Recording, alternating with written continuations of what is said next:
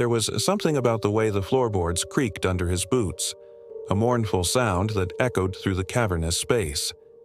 Each step forward brought him closer to the source of the noise until he found it, a single board directly in the center of the room. It was warped and loose, held in place only by a few slivers of wood. He knelt down and ran his fingers across its surface, feeling the years of neglect pressing into his skin. Then, slowly, ever so slowly, he pressed his weight against it. The air crackled like a live wire and a musty draft swept over him, tugging at his clothes and whipping strands of hair across his face. Where did that come from? Was the building still haunted or had something else been disturbed? What was that thing in the mirror? And why was it watching me? These are the things that kept him up at night, haunting his dreams, bleeding into his waking hours. It had started innocently enough, just another urban exploration with his team, searching for adventure in the decaying husk of an old theater. But this discovery, this hidden room with its ring of antique mirrors, had turned his life upside down. How could he have missed it all those times, he wondered, rubbing his chin thoughtfully. Was it always there, lying dormant until now? Or had it been created when they sealed off this part of the theater? Either way, what was it doing here? And why had it called out to him?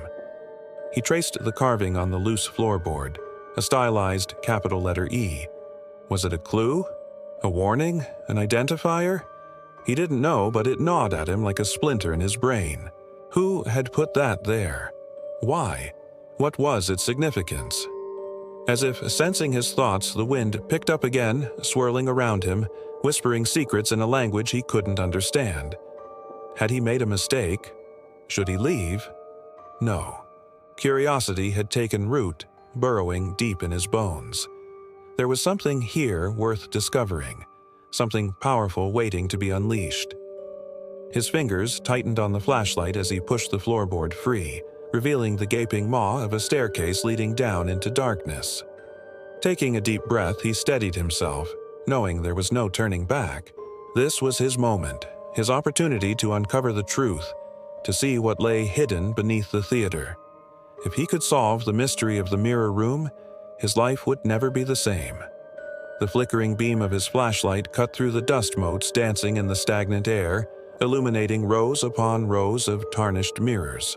They were set deep in the walls, forming a perfect circle, their reflections rippling and distorting like heat waves off an asphalt road. The silence was heavy, broken only by the drip, drip, drip of unseen water echoing through the vast chamber. He stepped inside, feeling the oppressive weight of unseen eyes boring into his skin. The air was thick with the scent of mildew and decay, clinging to him like cobwebs. But he pushed on, driven by an insatiable curiosity. As he moved deeper into the room, he noticed something unsettling. The reflections in the mirrors weren't quite right. People blinked out of sync.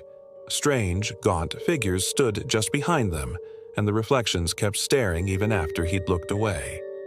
At first, he dismissed it as tricks of the light, but now he wasn't so sure. Were these apparitions reaching out to him from beyond the glass, trying to communicate something? He stopped in front of a mirror, scrutinizing the image staring back. Was that really him? What was that dark smudge on the glass?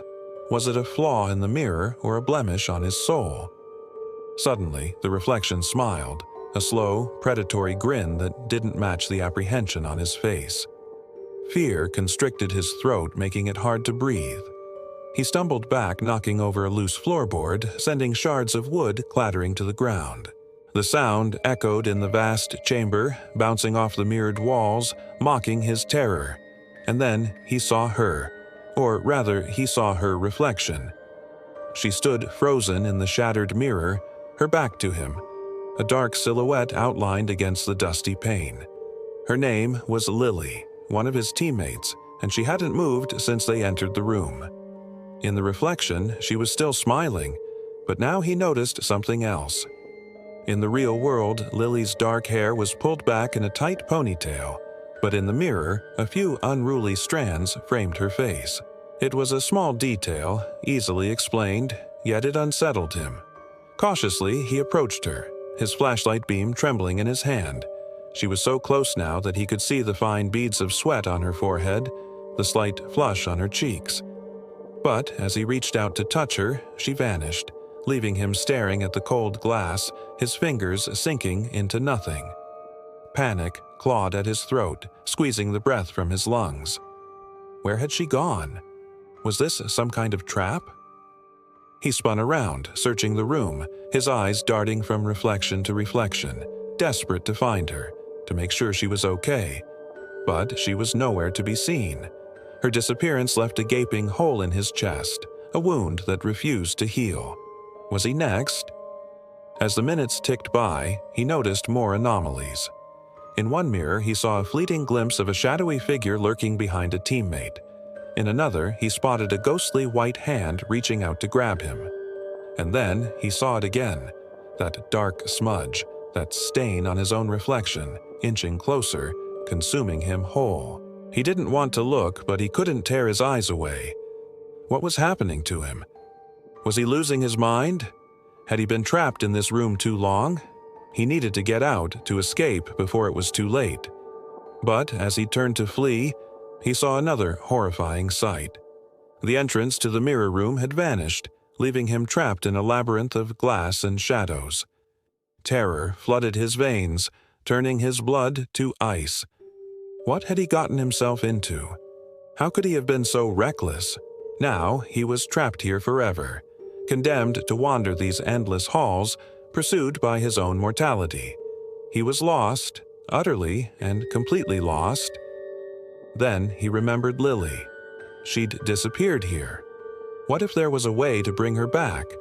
Maybe if he could reverse the process, somehow find a way to send her back, then he could escape too. But how? As he pondered his predicament, he noticed something peculiar. The reflections seemed to be fading away, becoming translucent, as if they were trying to escape the glass, to break free from their ethereal bonds.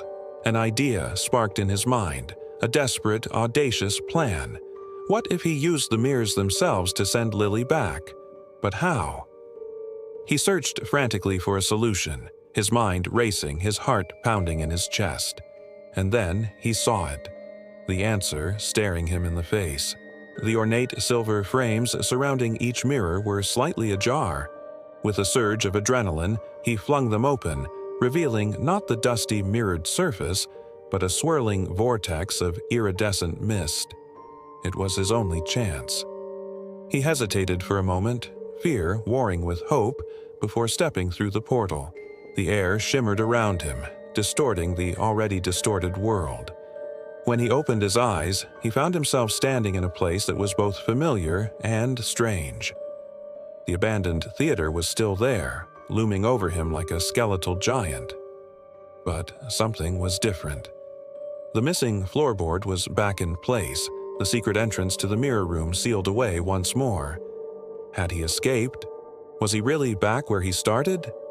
Relief washed over him, followed by a bone-deep chill. He turned to go, but then he heard a voice, a whisper that seemed to slither through his very bones. "Are we finally free?" He froze, his heart seizing in his chest. He turned slowly, his eyes widening in horror.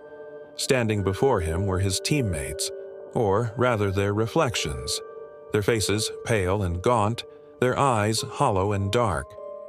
They stumbled toward him, their movements jerky and unnatural like puppets with severed strings. And then he understood. It hadn't been him. All along, it had been them. They were the explorers, or rather their reflections. And this world, this twisted, distorted version of reality, was their prison. For years, they'd been trapped here, forced to watch as their true selves lived out their lives, experiencing the joys and sorrows they could only dream of. But now, they were free. And what did they do? They came back for more, seeking to break the cycle, to shatter the mirrors and finally be at peace. Except they couldn't, because as he watched in mounting horror their forms began to fade, to dissolve into the swirling mists that swirled around them. Are we finally free? Their voices echoed in his ears, their pleas for help, their screams of anguish. And then they were gone, vanished, leaving him alone in the theater, surrounded by the silent, empty mirrors. He ran then, stumbling through the darkness, desperate to escape, to find the light, to outrun the specters that haunted his every step. But as he fled, he knew he'd never truly be free.